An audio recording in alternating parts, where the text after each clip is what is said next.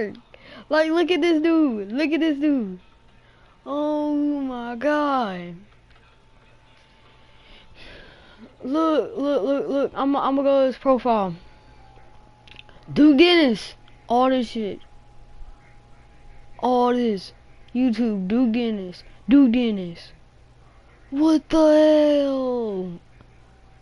Oh my god. Bro. This is like serious. Shit is serious. Oh, I'm gonna send you an invite. Hop on with me. Oh, you know, you can't. For trap lord. Oh, he's. I know, cuz. I sent you an invite. Are you in?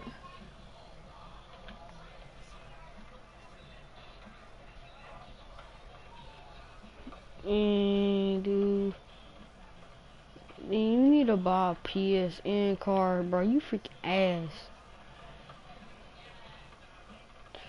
Dude Dennis, bro. Dude Dennis is in our part, bro. Oh my god.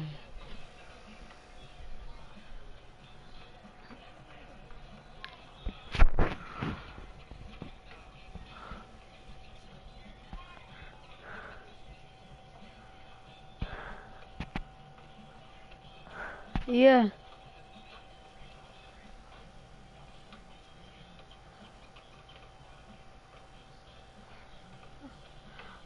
I watch Dude Dennis way more, bro.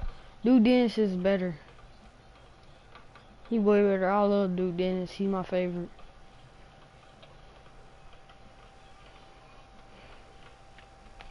You know what? I'm gonna watch his YouTube video right now. Alright, where my phone at? Bro, dude, he's doing a live stream, bro. He's doing a live stream. I'm right next to him. Bro, I'm right next to him. Yeah, I'm right next to him, dude. Oh, dude. You're freaking doing the freaking something. I don't know what you're doing. Bro.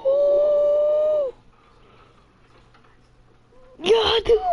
Oh my god. Oh my god. We hit 7. See, look, we hit 93 overall at the same time. 7 foot. Oh my lord. Oh shit.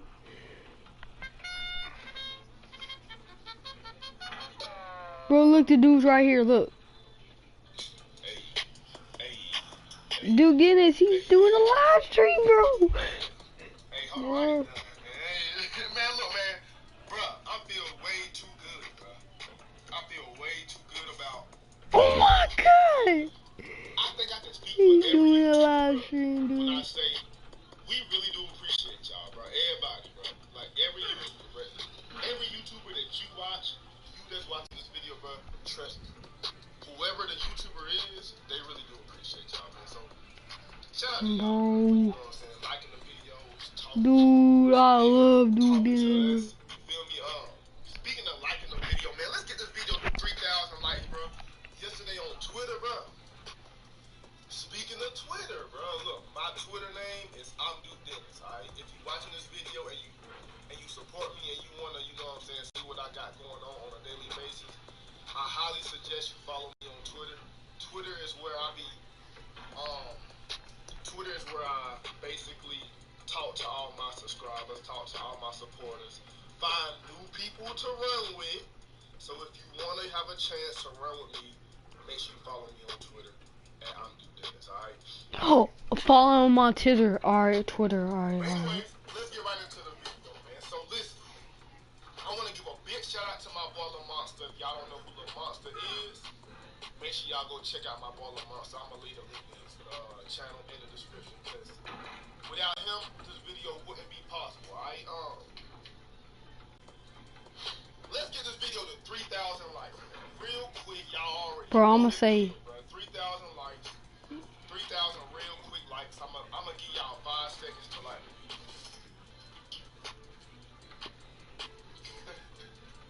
Y'all like the video though? Alright, let's get rocking. Alright, so yesterday yesterday I put out a not yesterday, I didn't upload yesterday. The day before yesterday I put out a how to rep up fast, okay? Everybody loved the video, y'all. You know what I'm saying? Shout out to y'all who like that video. Bro, he's playing right now, dude. You still in my party?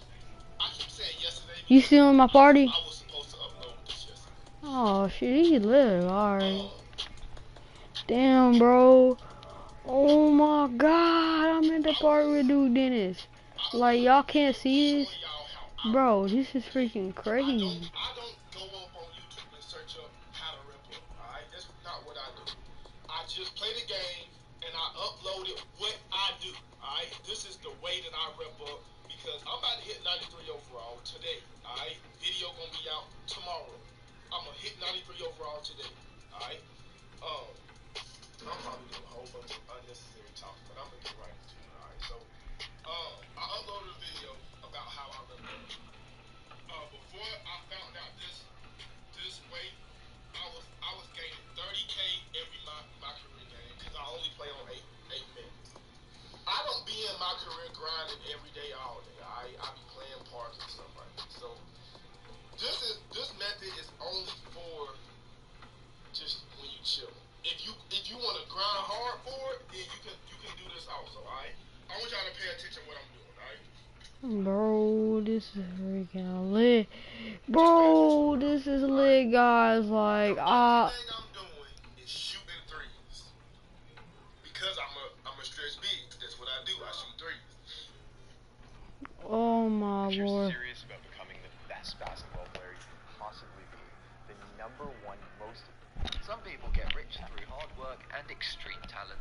You could also rob a bank, or you could get really lucky, like the people we're about to meet in this video. Here's 10 extremely lucky discoveries that made people filthy rich. Before we get started, make sure to subscribe so you can discover some super interesting information every day. Number 10. The Wall of Coins. In Willy Wonka's chocolate factory, the walls are made of candy. In this house in Windber, Pennsylvania, the walls were made of money. It had been abandoned for 20 years when the children of the couple that had lived there decided to take a friend to go see what was inside. Within minutes of entering the house, they found a small pile of coins on the floor by a wall. As they explored further, they found a hole in the wall. Recalling a distant childhood rumor about their parents storing loose change in the wall, they opened up the wall. An unbelievable number of coins flowed out of the wall, like a waterfall of cash. Once they counted all the coins, it added up to $8,500. However, because many of the coins were rare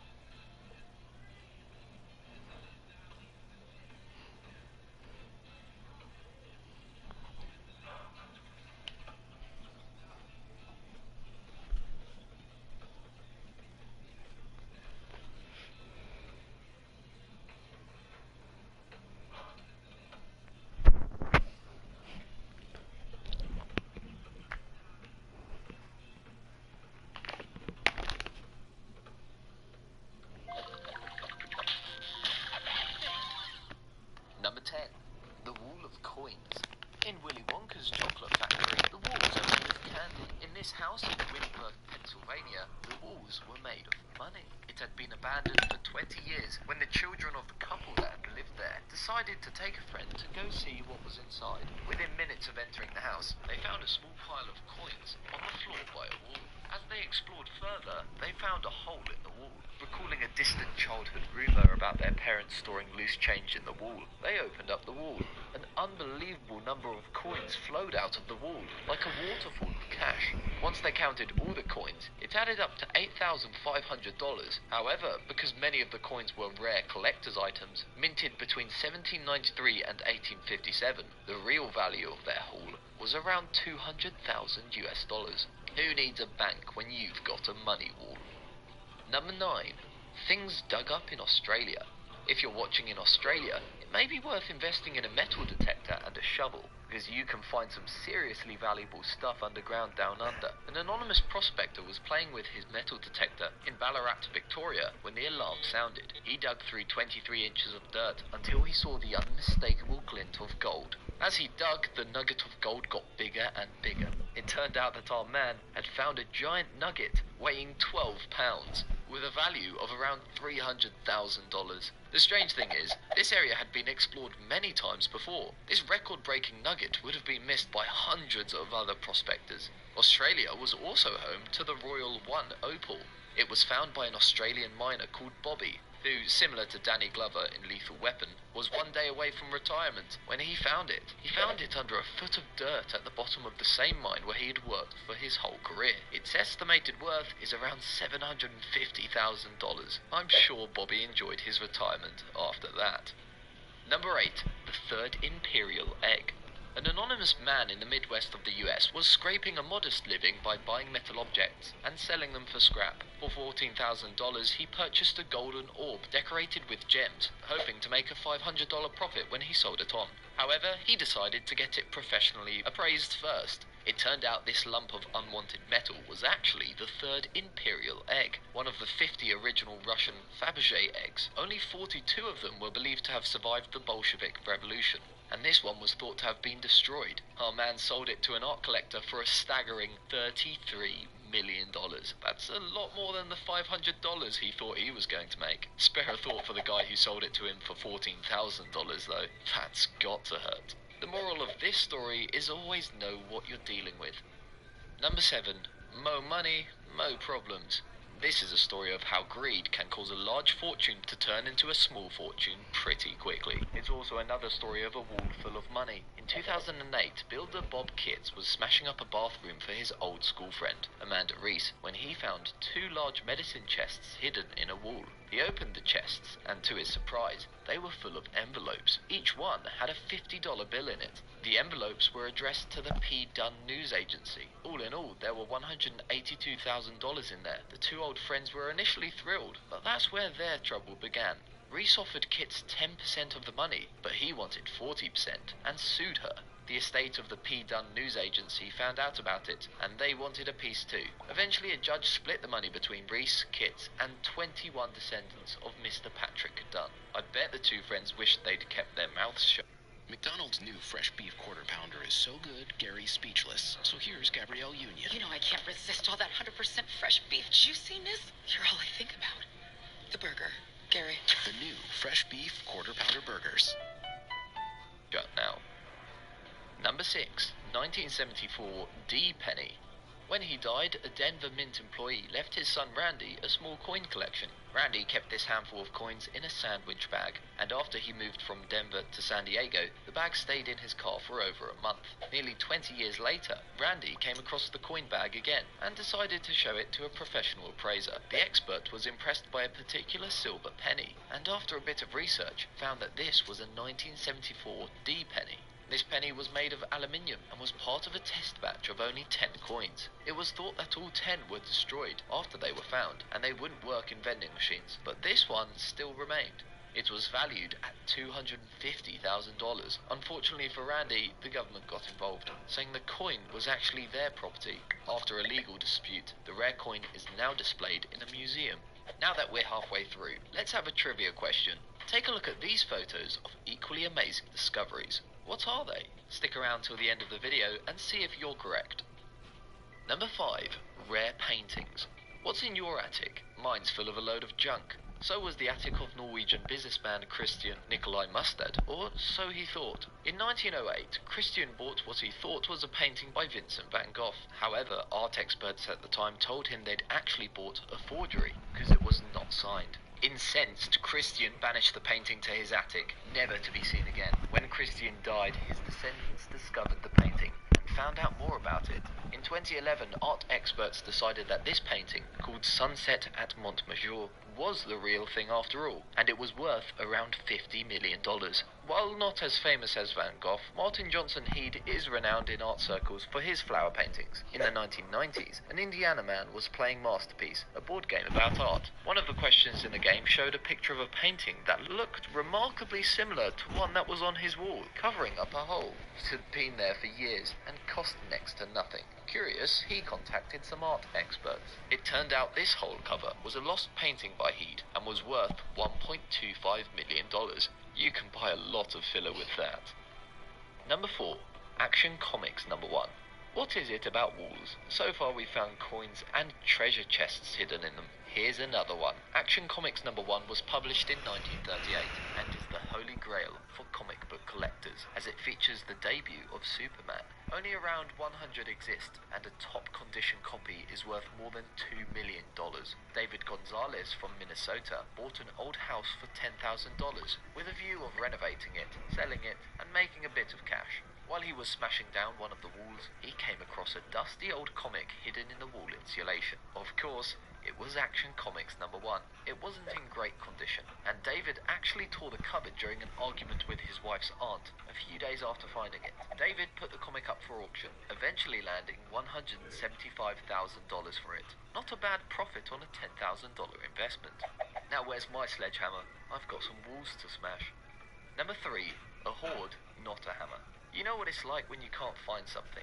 Annoying, isn't it? In 1992, when Peter Watling, a farmer in Suffolk, England, lost his hammer, he asked a friend, Eric Laws, who had a metal detector, to help him find it. Eric was scanning one of his friend's fields I when didn't the even notice detector my alarm video sounded. now. It wasn't his hammer, though. It was a small I'm silver sorry, coin. guys. Eric dug some more. Dang, but still, how is Duke Dennis still in the party?